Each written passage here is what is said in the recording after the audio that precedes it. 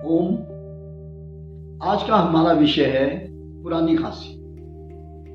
जी हाँ, पुरानी खांसी, काली खांसी, दमा आदि में बार बार धक्का लगता रहता है और हम समझ ही नहीं पाते। इतने सालों से दवाई चलती है और वो ठीक ही नहीं हो पाता। आज मैं आपको इसका एक छोटा सा घरेलू नुस्खा बताता हूं, लेते के साथ ही तुरंत फायदा।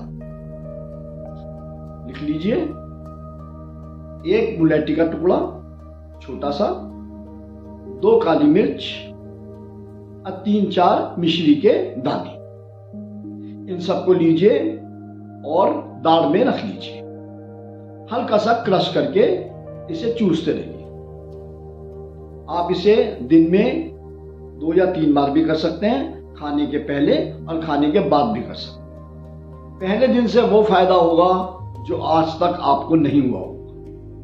इससे आपकी काली खांसी, पुरानी खांसी, गले का बैठना, स्वर भंगता भी बहुत कठिन हो जाता है। जब हम शब्द बोलते हैं धसके के कारण हमारा शब्द टूट जाते हैं और हम अपनी बात पूरी नहीं कह पाते, वह भी ठीक हो जाए। कृपया करें और आनंद से खूब मजे लें। ओम।